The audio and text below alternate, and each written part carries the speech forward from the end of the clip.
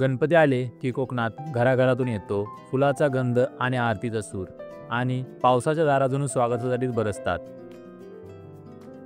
पण या आनंदाच्या मागे आहे एक शांत कोपरा, जिथं मातीला देव मानून तिच्यात प्राण फुंकले जातात आणि जिथं मूर्ती बनते प्रेमानं, मेहनती आणि श्रद्धेनं. आज आपण आलो अशाच ठिकाणी जिथं साक्षात भगवंत अवतरतात. नमस्कार मंडळी, मी नितेश यादव आणि तुम्ही पाहताय उनाड भटकंती. तर आज मी आलोय रत्नागिरी पावस रोडवर असणाऱ्या श्री जयप्रकाश साळवी यांच्या श्री गणेश कला कार्यशाळेला भेट द्यायला.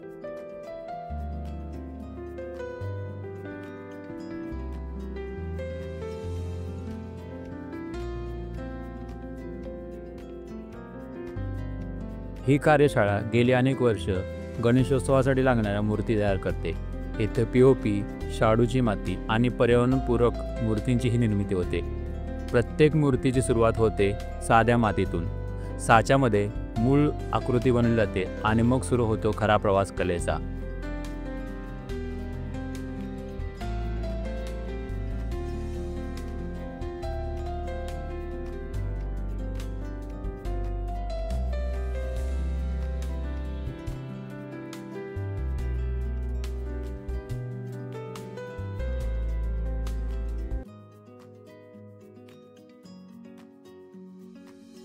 मूर्तीचे डोळे, मुकुट, हात आणि हावभाव हे सगळं कलाकार आपल्या हाताने घडवतो.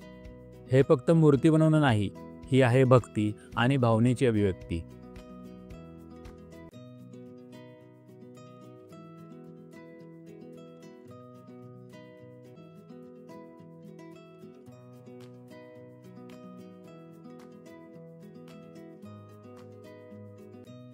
रंगकाम करताना प्रत्येक रंग, प्रत्येक छटा काळजीपूर्वक निवडली जाते. कोणतीही चूक चालत नाही, कारण या मूर्त्या हजारो भाविकांच्या श्रद्धेचं केंद्रबिंदू असतात.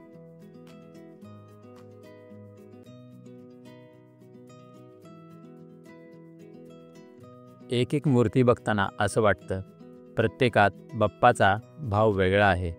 कोणती शांत, कोणती हसणारी, कोणती रक्षण करणारी.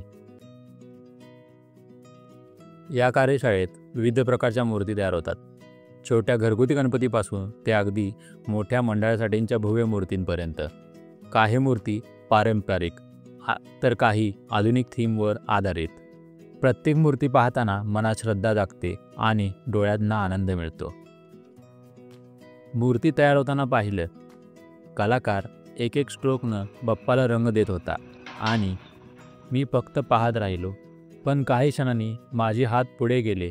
मी स्वतःला थांबवूच शकलो नाही, कारण ही मूर्ती नाही, हा माझा बाप्पा आहे. माझ्या भावना, माझं प्रेम आणि माझी श्रद्धा त्या रंगात उतरली.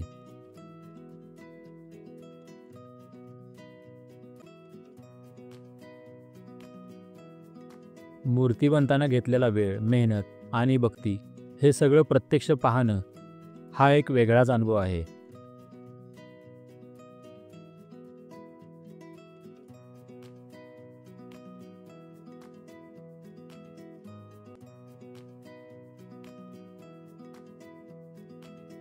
ही होती गणपती मूर्ती कार्यशाळेची एक खास सफर. तुम्हाला हा व्हिडिओ जर आवडला असेल तर नक्की लाईक आणि शेअर करायला विसरू नका.